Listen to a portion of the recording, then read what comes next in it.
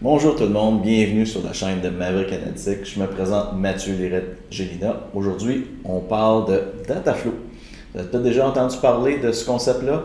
C'est une fonctionnalité de Microsoft sur le Power BI Service qui va vous permettre de créer des requêtes directement dans le cloud. Donc, un gros avantage de ça, c'est que vous n'aurez pas besoin de passerelle, vous n'aurez pas besoin d'exécuter des requêtes sur votre laptop ou sur votre serveur. Tout va pouvoir être géré de manière centrale. Vous allez pouvoir partager des requêtes avec vos collègues. Vous allez pouvoir mettre en place des extractions standards. On va aller voir ça. Donc, normalement, dans un projet de tableau de bord de Power BI, on arrive dans le desktop, on veut se connecter à nos données, on va faire obtenir les données. Juste ici. Et on va se connecter à n'importe quelle source de données qu'on aura besoin, que ce soit un fichier local, une base de données SQL ou ainsi de suite. Si j'ai besoin de me connecter à un fichier local, par exemple, je m'en vais me chercher un fichier texte CSV que j'aurai ici. Donc avec l'aperçu, je pourrais transformer les données et donc faire quelques transformations, comme par exemple si pour quelconque raison j'ai besoin d'additionner des quantités, je pourrais ajouter une colonne comme ça pour avoir une colonne supplémentaire. Donc, faire toutes mes étapes, faire une fois que j'ai terminé, je fais fermer, appliquer et j'atterris dans Power BI. Ça, c'est toutes des choses très standards que vous êtes très probablement habitué de faire. Mais toute cette requête-là, présentement, elle est exécutée sur votre ordinateur. Donc là, on va regarder comment on peut faire pour tout simplement amener cette requête-là dans le cloud. Je suis sur un espace de travail que je viens de créer pour l'occasion. Chose à noter, ça va vous prendre une licence Power BI Pro pour être capable de créer un espace de travail parce que vous ne serez pas en mesure de créer des data flows dans votre espace personnel. Une fois que vous êtes sur votre espace de travail, vous pouvez faire New Data Flow. En français, c'est flux de données. Et pour créer un nouveau data flow qu'on part de zéro, on va tout simplement définir des nouvelles tables. Puis là, vous allez remarquer qu'on atterrit sur les connecteurs que vous êtes habitué de voir. Donc, les fichiers texte, les fichiers Excel, les dossiers, toutes ces bonnes choses-là. Mais aussi toutes les autres sources de données qu'on pourrait voir dans des applications publiques ou des applications qui sont déjà dans le cloud. Donc, ça, c'est vraiment fantastique. Si je reprends mon exemple de tout à l'heure, disons que je voudrais aller chercher un fichier texte qui se trouve à être déjà sur OneDrive ou sur SharePoint, par exemple. C'est ça qui est l'avantage, c'est qu'on va, avec un Dataflow, on va se connecter sur des données qui sont déjà dans le cloud. Donc, un CSV, je vais aller chercher l'endroit où il se trouve. Donc, je vais aller sélectionner mon fichier. On a besoin de lui dire qui on est. Donc, je vais m'enregistrer. Et on clique sur Next. Et là, regardez bien ce qui se passe. On a un aperçu de notre fichier CSV qu'on avait tout à l'heure, les mêmes colonnes. Je m'en vais transformer les données. Et j'atterris, regardez bien ça, dans une interface à toute fin pratique identique à Power Query qu'on avait dans Power BI Desktop, mais je suis en ce moment dans mon navigateur. Je suis dans Google Chrome, puis je peux faire les transformations que je veux, comme par exemple faire la même chose que tout à l'heure, c'est-à-dire ajouter une colonne qui se trouve être une addition. J'additionne 1 ici sur la quantité, tout simplement. Et je peux faire toutes les transformations que j'ai besoin. Et non seulement ça, mais je peux aussi ajouter des requêtes supplémentaires dans le Dataflow pour avoir plusieurs tables. Donc, si je reviens dans le menu d'accueil, je peux retourner chercher d'autres CSV, comme par exemple mes ventes de 2016. Je vais me réenregistrer ici, comme quoi c'est mon compte Microsoft qui se connecte pour aller chercher ces fichiers-là. Et j'obtiens deux requêtes, une pour les ventes de 2016-2017. Je pourrais décider de continuer à faire des requêtes, c'est-à-dire les mettre ensemble, comme ceci. Je me dis, je veux les mettre un en dessous de l'autre. Je me crée une troisième requête comme ça. Je vais la renommer pour dire vente 2016-2017. Je vais désactiver le chargement.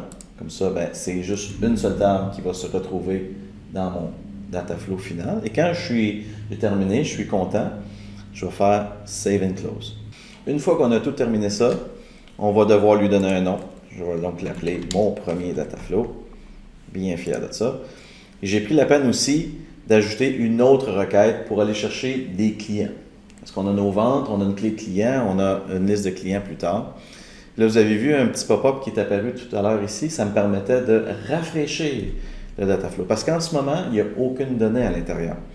Si je retourne dans mon espace de travail, j'ai mon data flow ici, j'ai la possibilité de le rafraîchir.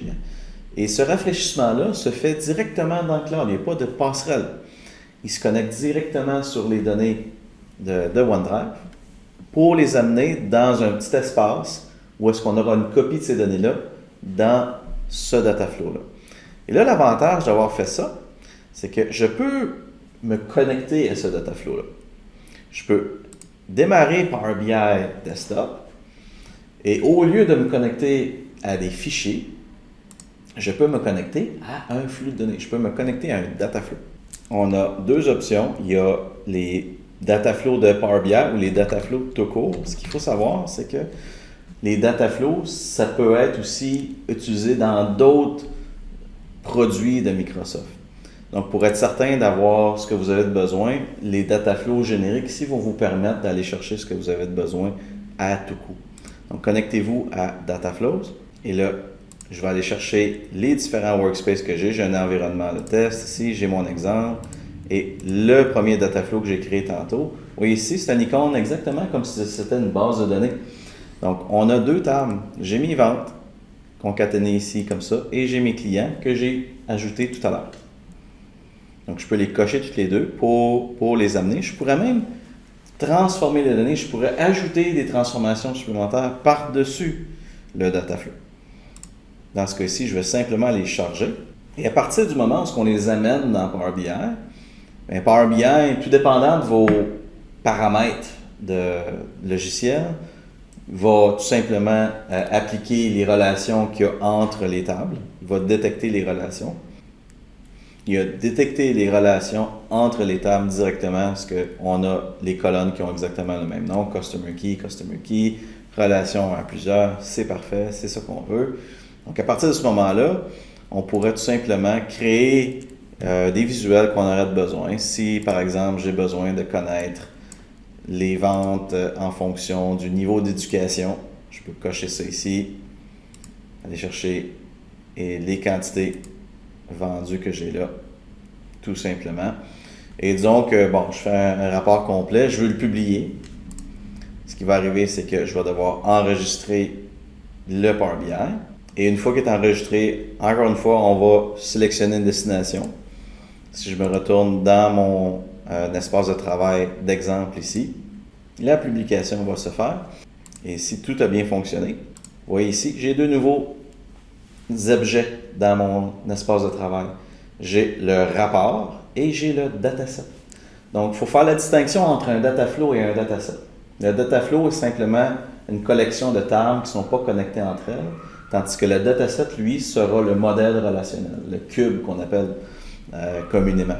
Donc, j'ai mon rapport ici qui fonctionne très très bien et il est branché sur mon dataset qui lui est branché sur mon data flow. Si je vais voir les dépendances qu'il y a entre chacun de ces éléments-là, mon rapport, mon dataset, mon data flow qui lui est connecté sur une source web. Donc dans tous les cas ici, il n'y a aucune passerelle. Je peux rafraîchir mon data flow, ça va régénérer la requête pour aller chercher les données que j'ai besoin. Et une fois que le data flow est rafraîchi, je vais devoir rafraîchir mon dataset et mon rapport va être mis à jour.